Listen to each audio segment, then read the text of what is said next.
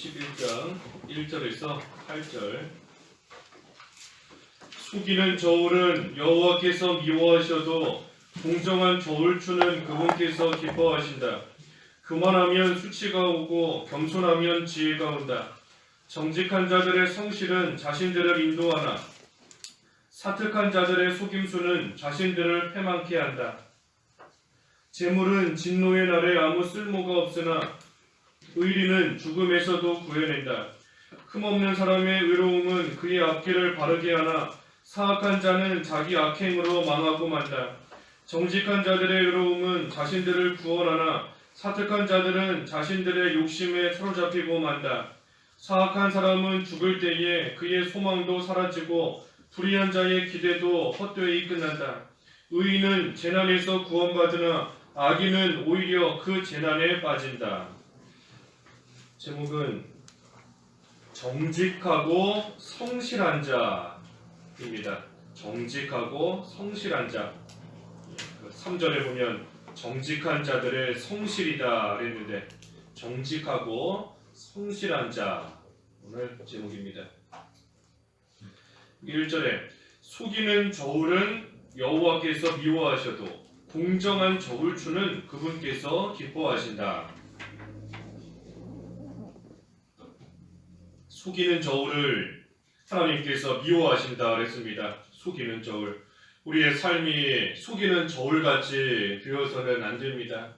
속이는 저울이 뭔가 말 그대로 이 속이는 겁니다. 저울이 공평하게 또 공정하게 모든 것을 드러내고 또 모든 것을 측량하고 나아가야 되는데 속이는 저울은 그러지를 못하는 겁니다.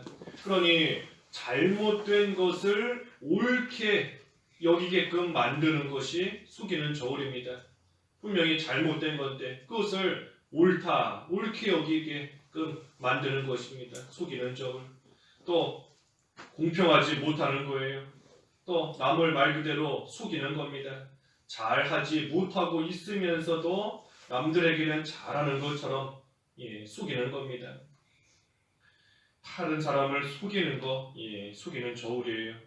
또 그뿐 아니라 불공평한 것, 공정하지 못하고 공평하지 못한 것이 또 속이는 저울입니다. 저울은 그 위에 뭐를 올려놓든지 있는 그대로 공정하게 공평하게 그 저울이 그 무게를 재고 나아가는 것인데 속이는 저울이기 때문에 공평하지를 못하는 겁니다. 그러니 우리는 이러한 하나님이 미워하시는 속이는 저울이 되어서는 안 되는 것이고 항상 정직하게 또 특별히 모든 일을 함에 있어 공평하게 모든 사람을 또한 공평하게 해나가는 것이 참으로 하나님께서 기뻐하시는 공정한 저울추가 되는 겁니다. 우리가 하나님께서 기뻐하실 만한 일을 해야 돼요. 하나님이 기뻐하시는 일을 해야 됩니다. 신앙생활하는 것도 하나님 앞에서 참으로 정직하게 누가 보든지 안 보든지 어디에 있든지 힘이 들든지 그렇지 않든지 항상 하나님 앞에서 정직하게 모든 것을 해나가야 됩니다. 그뿐 아니라 저울과 같이 균형 있게 해야 돼요. 하나님에 대한 면도 바로 해야 되고 사람에 대한 면도 바로 해야 됩니다. 하나님께만 바로 하면 된다 해서 사람에게는 함부로 대해서는 안 되는 겁니다. 또 반대가 되어서도 안 되고 하나님에 대한 면이나 사람에 대한 면이나 모든 것이 잘 균형을 맞추어서 잘 되어져 나가야 되는 것이고 교회 일과 세상 일도 균형을 맞추어서 또 모든 일 잘해야 됩니다. 교회 일도 열심히 해야 되고 또 세상에서 하나님이 맡겨주신 그 일도 또 열심히 해야 됩니다. 균형 있게 해야 돼요. 균형 있게. 교회 일과 세상 일 중에 뭐가 더 중요하다 하는 그런 뜻이 아니라 교회 일도 세상 일도 모든 일 우리가 균형을 맞추어서 두 가지 면의 일들 하나님 앞에서 정직하게 성실하게 모든 일을 바로 해나가야 된다 하는 겁니다. 우리가 이 세상에 속해 있기 때문에 세상에서 완전히 벗어나서 살 수는 없습니다. 세상에서 살고 있으니 뭐 세상 거 완전히 뒤로하고 세상을 떠나서 살 수는 없는 겁니다. 하지만 우리가 세상에 사는 동안에 세상의 일을 하는 동안에도 믿는 생활 우리가 균형 있게 모든 것을 잘 맞추어서 해야 됩니다. 1시간 놀았다. 놀 수도 있겠지요. 1시간 놀았다. 여행 갔다 왔다 하면 균형을 맞춰야 됩니다. 믿는 일도 그에 맞추어서 어느 정도 해야 돼요. 성경도 그만큼 읽어야 되고 기도하는 시간도 그만큼 드려야 됩니다. 세상 일을 하는 그만큼 믿는 생활도 하나님을 섬기는 일도 교회 일 하는 것도 우리가 모든 면에 있어 균형 있게 모든 것을 공평하게 바로 해나가야 됩니다. 그래서 하나님께서 기뻐하시는 것은 공정한 저울추다 했습니다. 공정한 저울추. 모든 것을 정직하고 균형 있게 공평하게 해나가는 것을 하나님께서 기뻐하신다 했습니다. 2절에는 교만하면 수치가 오고 겸손하면 지혜가 온다. 교만하면 수치가 온다 그랬습니다. 교만하면 수치가 온다. 이 교만해서 자기 자랑하고 자기 드러내고 그러면서 다니면 이 사람들이 대단하게 여기는 게 아닙니다.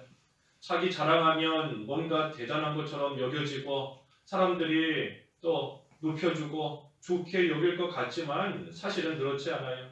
교만하면 사람들이 다 욕하고 비난하고 하는 겁니다. 뒤에서 다 욕하지 않습니까?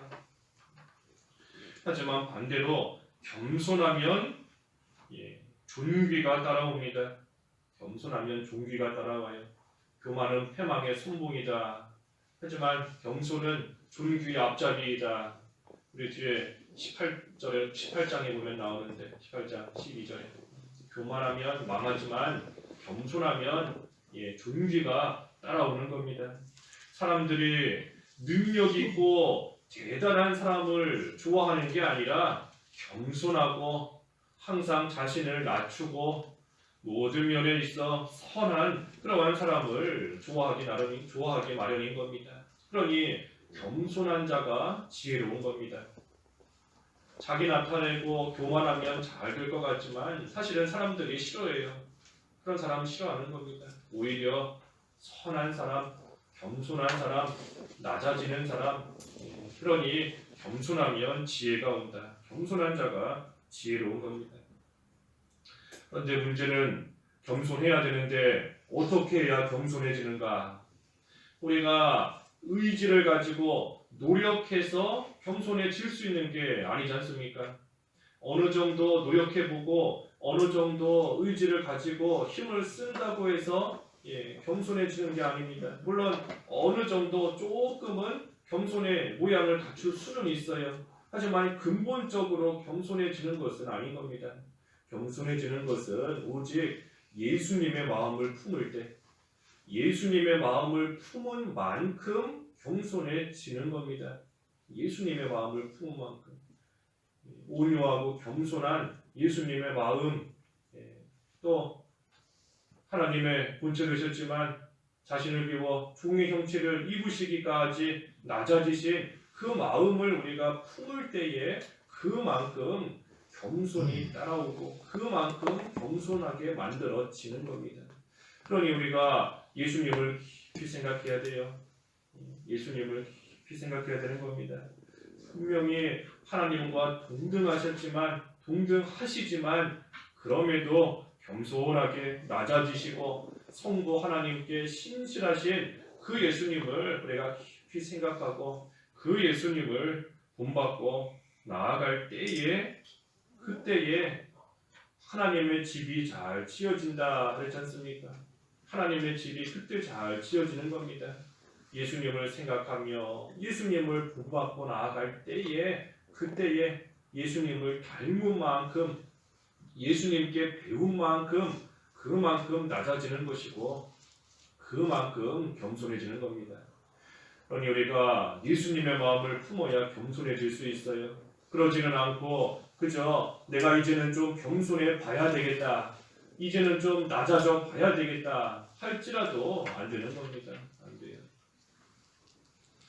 그래서 교만하면 수치가 온다. 하지만 겸손하면 지혜롭다. 지혜가 온다. 그랬습니다.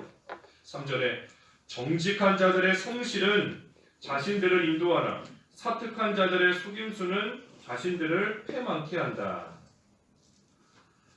정직하고 성실하게 일하는 그러한 사람은 올바른 길로 걸어갑니다. 올바른 길로 걸어가요. 의의 길로 걸어가는 겁니다. 그러니 모든 면에 있어 형통할 수 있는 것이고 모든 면에 있어 잘 될 수 있는 겁니다.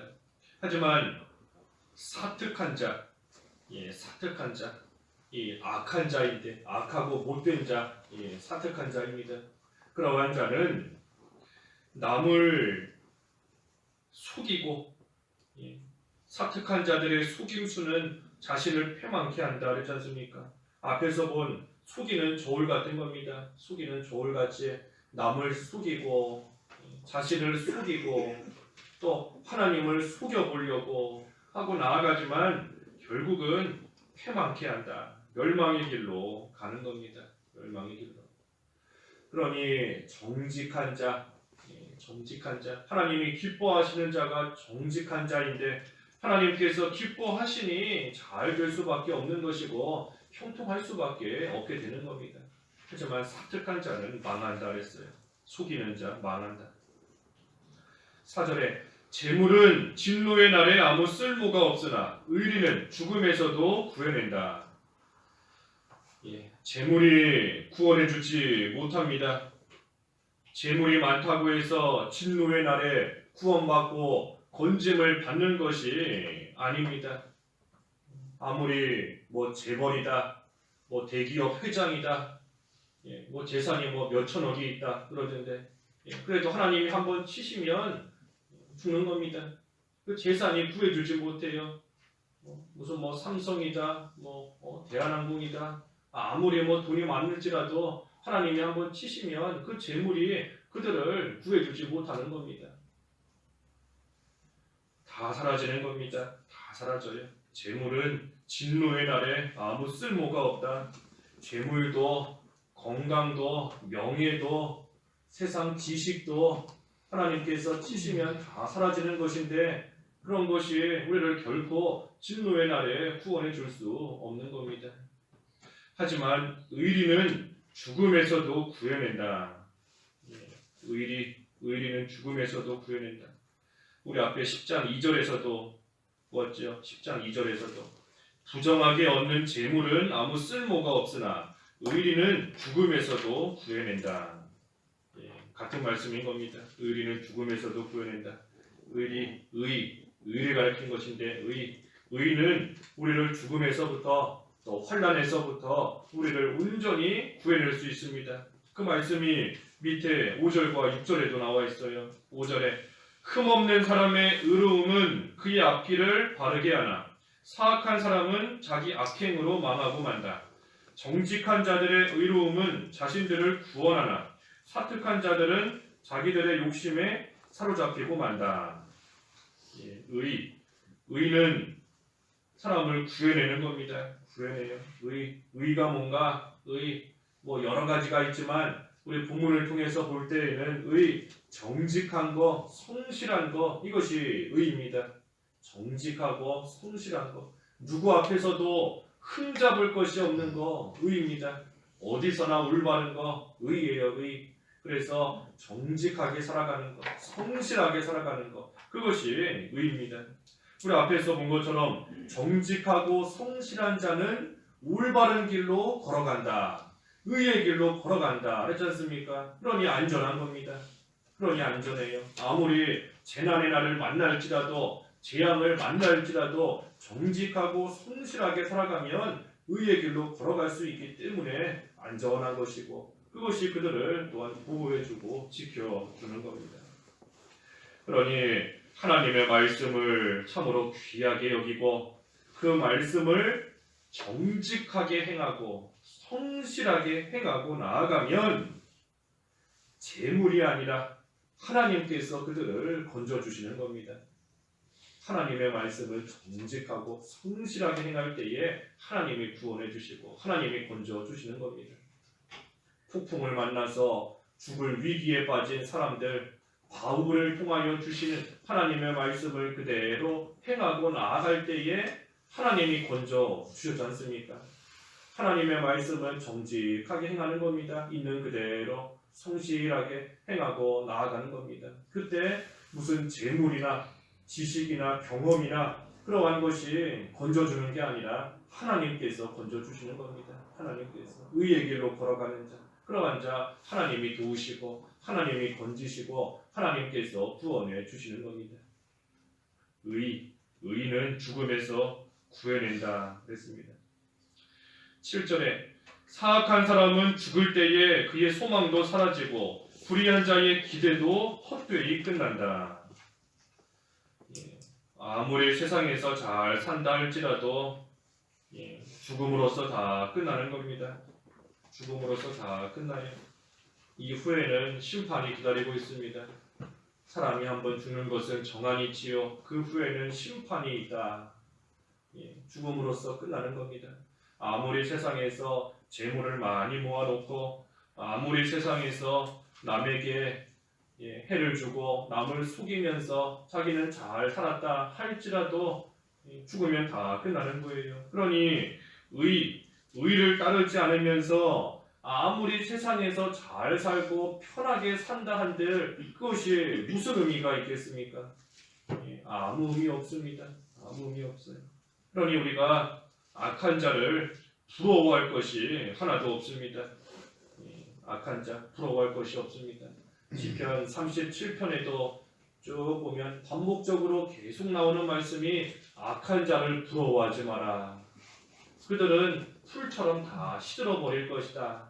얼마 지나서 흔적을 찾아보려고 해도 흔적조차 보이지 않을 정도로 다 망하고 다 사라지는데 그 악한 자 부러워하고 악한 자 시기하지 마라. 오히려 너만 해로울 뿐이다. 악한 자 부러워할 거 하나도 없는데 그거 부러워하다가 오히려 나만 손해본다는 겁니다.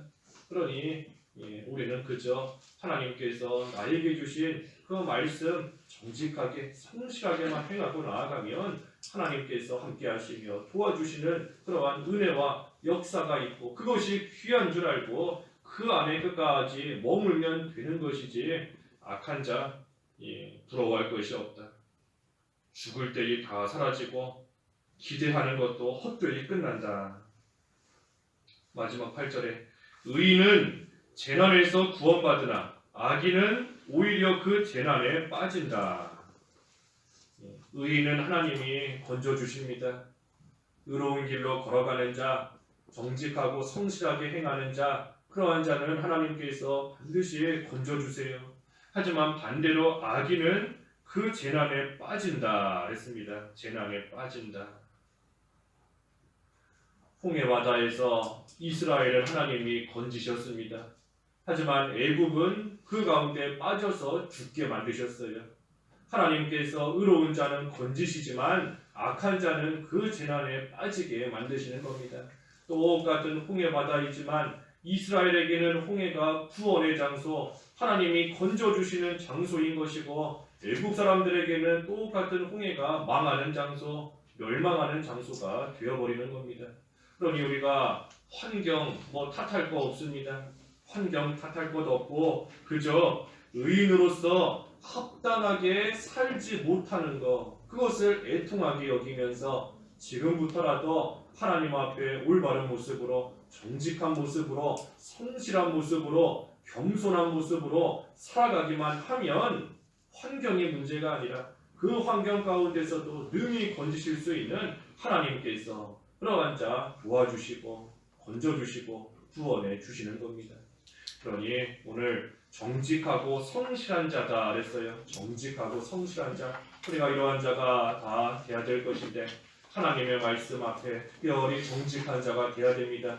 사람 앞에서도 세상에서 하는 일 가운데서도 우리가 모든 일을 정직하고 성실하게 해나가야 되지만 특별히 하나님 앞에서, 하나님 말씀 앞에서 우리가 모든 것을 정직하게 누가 보든지 안 보든지 내 상황이 어떠하든지 그저 하나님 앞에서 있는 그대로 정직하게 살아가고 정직하게 말씀을 행하고 또한 성실하게 우리가 모든 것을 행하면 하나님께서 그러한 자 아무리 죽음의 위기에 만날지라도 말씀과 같이 건져주시는 은혜와 역사가 있는 겁니다.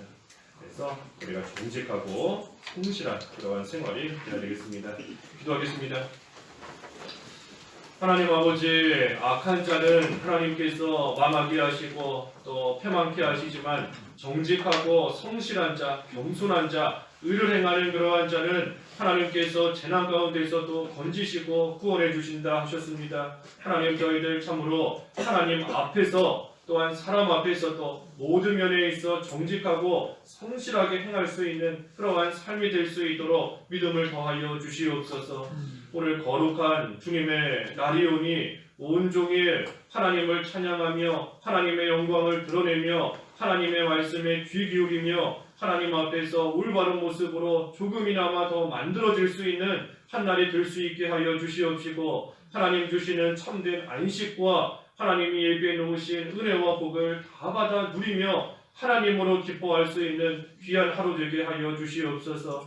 소년에서부터 노년에 이르기까지 하나님께서 일일이 붙들어 주시고 간섭하여 주시고 영육간에 지켜주셔서 교회 출입하는 가운데 어려움 없게 하여 주시옵시고, 하나님 앞에 나아와서 참으로 온전히 하나님을 바로 섬기며 정직하고 성실한 자로 살아갈 수 있는 오늘 하루가 될 수 있도록 하나님이 붙들어 주시고, 각자에게 맡겨주신 모든 사명 주님 의지하면서 하나님 앞에서 성실히 행할 수 있는 또한 오늘 하루에 일들이 될 수 있게 하여 주시옵소서. 육신적으로 질병 가운데 있고 어려움 가운데 있는 성도들 하나님께서 어루만져 주시옵시고, 모든 어려움 속히 다 떨쳐내고 하나님의 은혜 가운데 함께 나와 하나님께 예배할 수 있도록 주님께서 은혜를 베풀어 주시옵소서. 오늘 한 날도 악한 마귀의 괴를 다 물리쳐 주시고 온전히 하나님께만 영광이 되는 주일이 될 수 있도록 인도해 주시기를 원하오며